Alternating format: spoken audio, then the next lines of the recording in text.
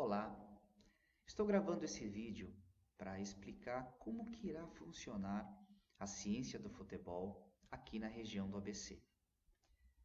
Durante toda a minha carreira, todas as minhas leituras, todos os meus estudos, todos os meus bate-papos com atletas de alto rendimento, com treinadores, professores de diferentes modalidades, através de leituras das biografias dos grandes atletas, dos grandes treinadores do futebol e de outras modalidades também, eu me deparei com essa palavra inconformismo, que ela foi incomum em todos esses bate-papos.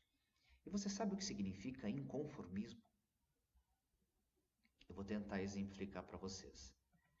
Cristiano Ronaldo, ele nunca se conformou com os resultados que ele vinha obtendo na sua carreira. Então ele foi buscando, encontrando diferentes possibilidades de aperfeiçoamento. E como ele não ficava satisfeito com os seus resultados, como ele ficava inconformado com os seus resultados, ele buscava outras alternativas para sempre melhorar. E foi isso que moveu o Cristiano Ronaldo, numa escala gradativa e gradual, a evoluir na sua carreira e simplesmente conseguir atingir, ser considerado 5 vezes o melhor jogador do mundo pela FIFA, ter se tornado o maior artilheiro da história do Real Madrid, ter se tornado o maior artilheiro da história da seleção portuguesa. Ele é o maior artilheiro de todas as seleções europeias. Isso significa que todos os atletas europeus, quando jogando por suas seleções, ninguém fez mais gols do que Cristiano Ronaldo.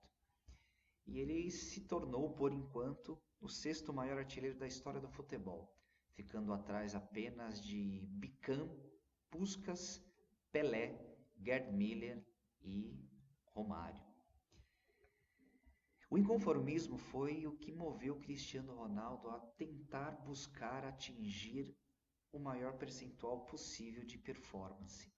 E nós, da ciência do futebol, através de uma metodologia estruturada, planejada e contextualizada, através de exercícios específicos da modalidade futebol e futsal, iremos proporcionar para os atletas aqui da região que consigam atingir o seu maior nível de performance possível. Ao olhar para uma criança, a neurociência e a psicomotricidade diz que é um ser humano global e integral, que precisa ser desenvolvido de forma integral. E o desenvolvimento das crianças, eles dividem em 4 aspectos. O aspecto cognitivo, ele está relacionado ao intelecto, onde a criança precisa pensar para executar alguma tarefa. O aspecto social está relacionado à interação e à integração dessa criança com outras crianças e com o mundo ao seu redor.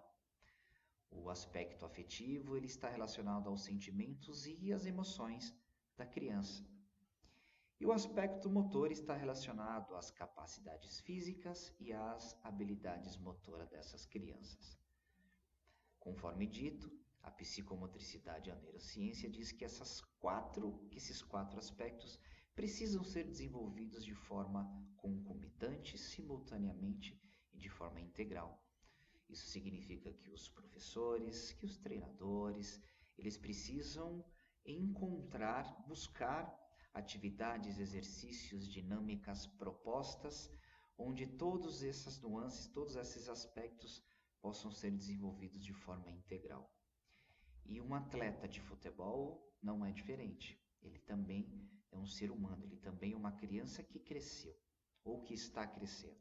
Mas quando a gente fala do aspecto cognitivo no atleta de futebol, a gente está relacionando isso à leitura de jogo, que é a capacidade que o atleta tem de entender e compreender o jogo. Se está mais acelerado, se precisa ter mais a posse de bola, se precisa atacar mais incisivamente ou se precisa se defender. O atleta tem essa capacidade melhor desenvolvida, ele tem maior chance de tomar a decisão mais assertiva nas diferentes situações que o jogo proporciona. O aspecto social está relacionado ao perfil interpessoal, ou seja, qual que é a característica social dessa criança.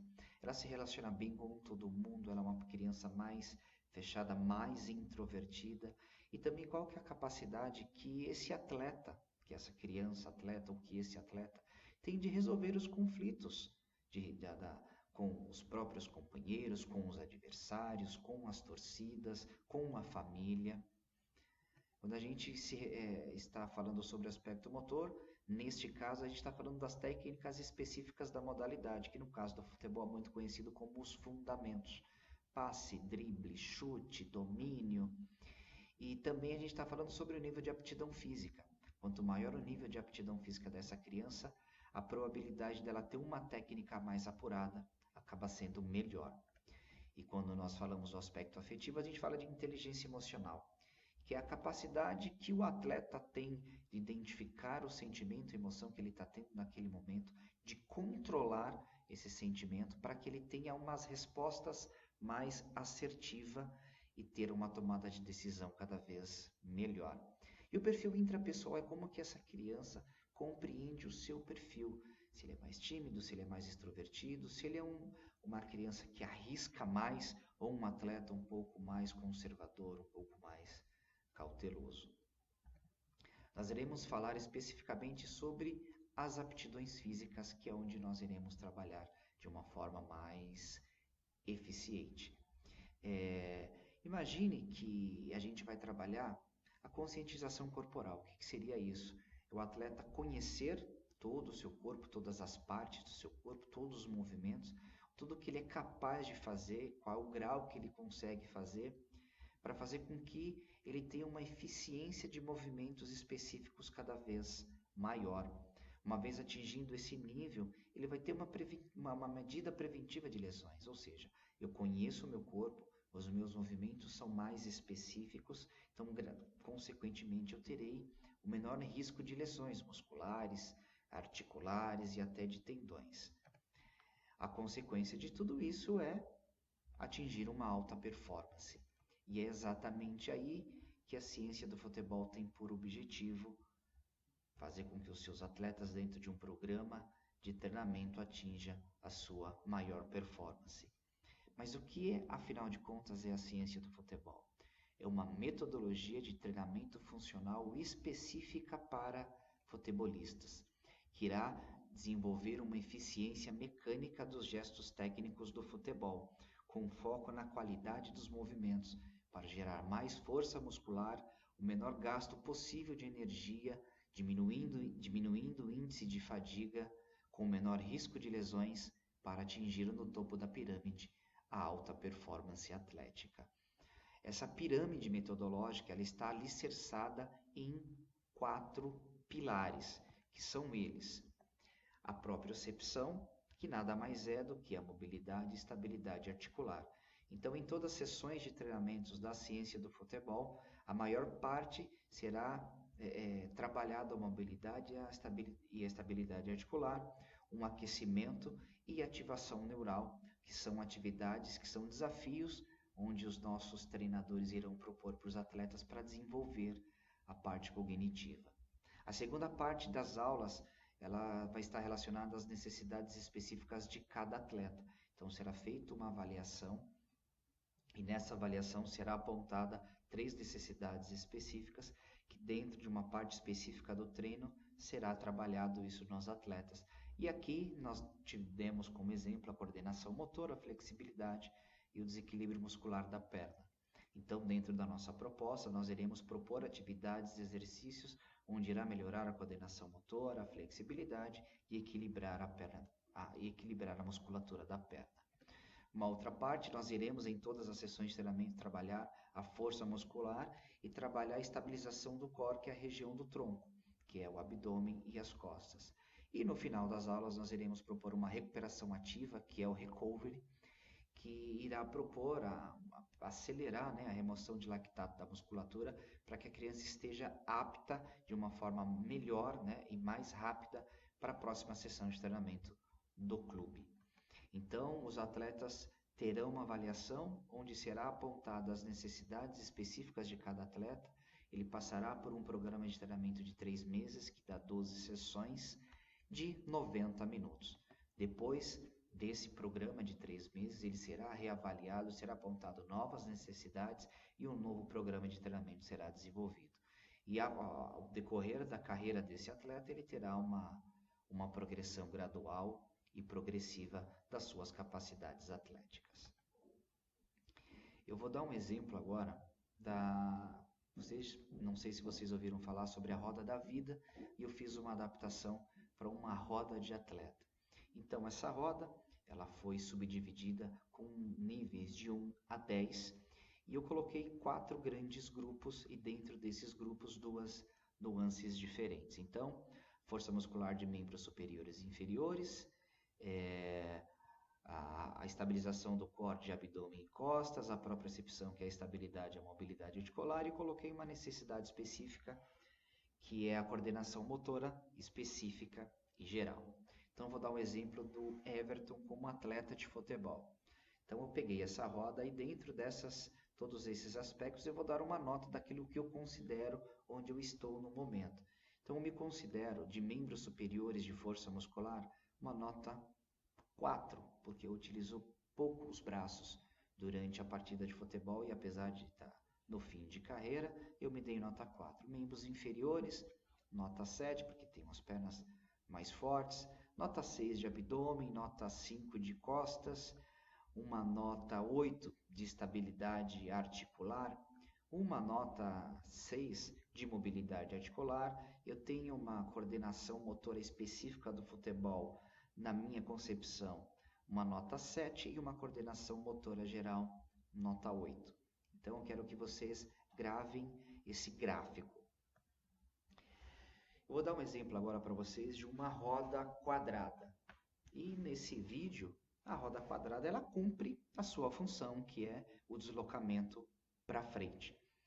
É claro que de uma forma bem rudimentar. Então, nós consideramos essa roda eficaz.